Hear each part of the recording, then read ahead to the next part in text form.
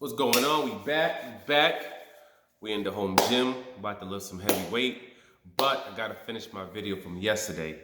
This is part two, okay, of Crawford and him giving his reasons for why he ended up re-signing with Top Rank and not signing with PBC. So if you haven't seen that first video, go to part one first.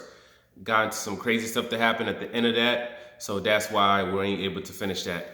A giant bear went up into one of my neighbor's yards, so I had to end up going into like the backyard. I had to pull up in there, make sure no one was outside, then call animal control to get somebody over there, because I guess the police, even if there's a bear in your backyard, they only come there if they rip your face open. They come afterwards. They don't come before it. So it is what it is. But anyway, back to Terrence Crawford. Now, when we left off, we're talking about Danny Garcia. You know, why Danny Garcia wouldn't have negotiated a fight when they had offered him a $3 million flat fee for a pay-per-view, which is beyond asinine. But like I said in that previous video, they tried to set up a fight between Manny Pacquiao and Danny Garcia, and they tried to set up a fight between Manny Pacquiao and Adrian Broner. And they weren't even trying to really go over like 4 M's for those two. You know what I'm saying? Even with that particular fight. So it was kind of a situation where you're Danny, you know, when you fight Granados, when it comes to your paycheck, when it comes to your gate, when it comes to your TV rights, when it comes to your concessions, all that stuff, you're going to already make over 3 M's. Okay, that's number one. And clearly he also knew that he was going to get the Earl Spence versus Sean Porter winner. You know what I mean? Because that was going to be his next fight. So everybody was saying, oh, well, he only made this for the Granados fight. He would have made this amount for the, you know, for Terrence Crawford fight. It's a stupid analogy too. You know what I'm saying? I hate when people say that because it's freaking idiotic. Different people, different fights have different worths. If I'm a builder and I build 1,000 square foot homes for $10,000, right?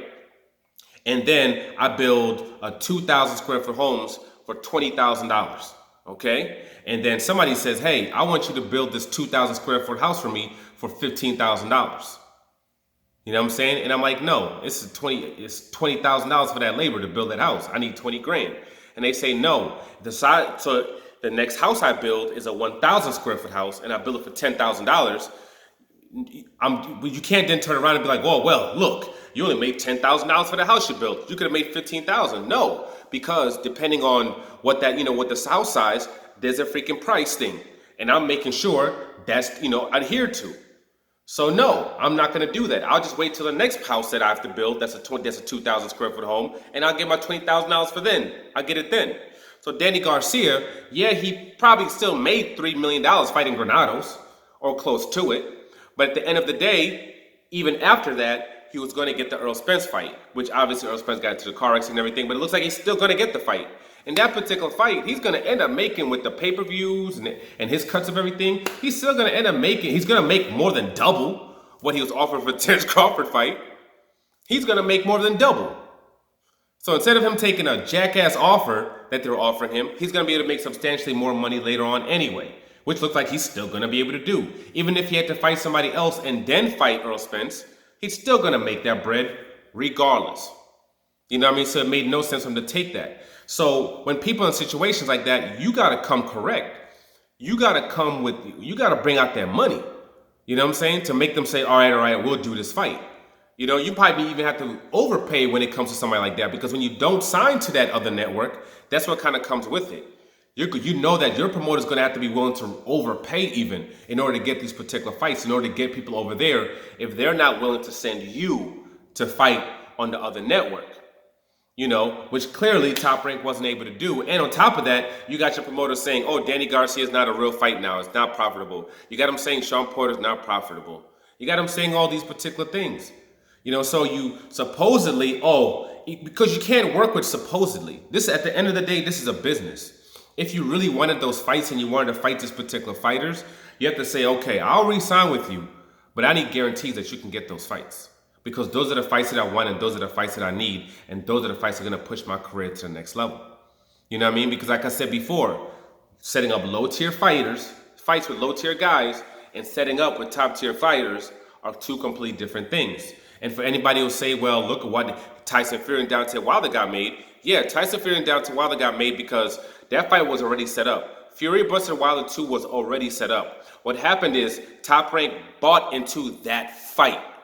They got Tyson Fury strictly to get that fight. They wanted that fight, and they wanted that fight on that network. So it's a co-promotional deal with his people. If he loses, they're good. They still made bank. And it's two. Now it's a second fight. They're going to make bank. They got that contract, trust me, set up where they get taking a huge chunk of Tyson Fury's purse. And a huge chunk of Tyson Fury's money and the money that's generated in order to have given them money for those other light, cheap fights that he had.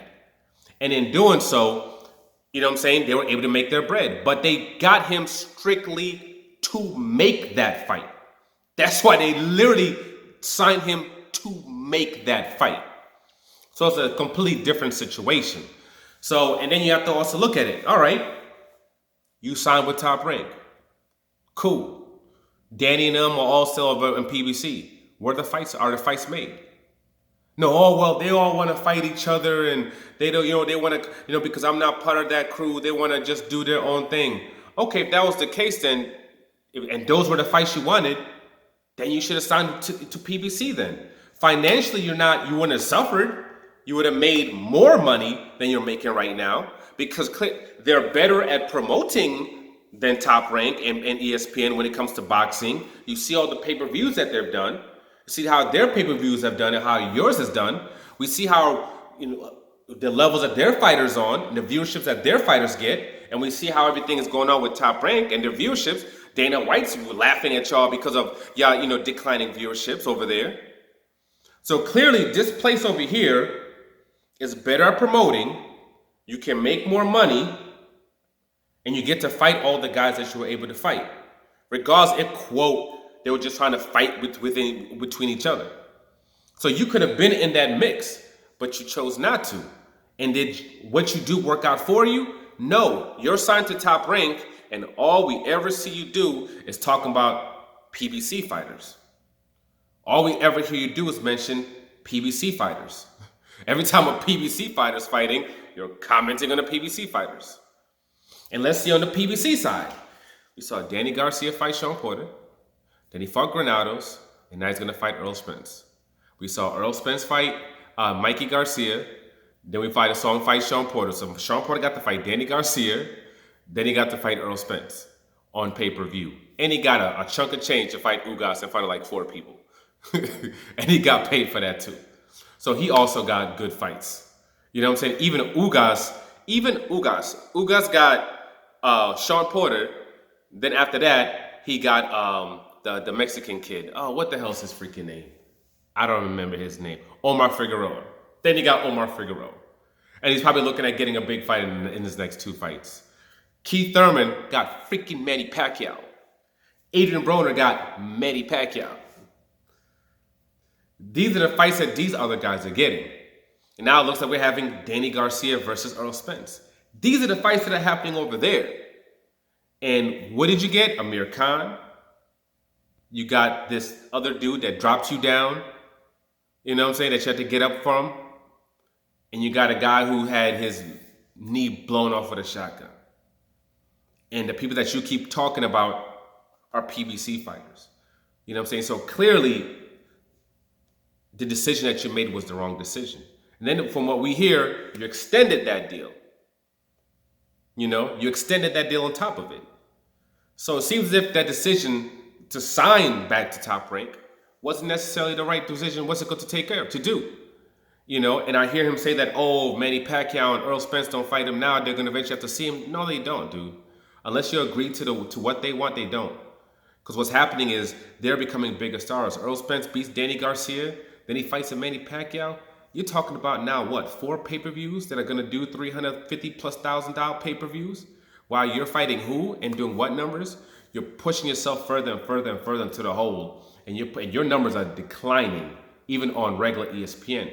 You're putting yourself into a space where you could be, at the end of the day, looking at a 70-30 split. You could be looking at a position where they're like, no, we're not doing any kind of dual things because you're not bringing anything to the table. You haven't pushed your brand up. You haven't become a bigger star. Nothing. You really don't bring anything to the table except that belt. you're going to have to come to a PBC. You're going to have to come over here and fight on PBC. And we're going to give you your cut, your 35%, your 30%, of everything, and that's going to be it. But it's going to be an event that's going to be completely controlled by us. And you're going to have to do that. And if you decide to not do that and keep trying to, quote, boss up, Earl Spence can rematch with Sean Porter. Earl Spence could fight Keith Thurman later on. He has other guys he can fight. They got other guys coming up. If Ennis gets a big, huge win and somehow fights one of these top guys like a Sean Porter, whatever, wins, guess what? Now he has another fight that he can do as well.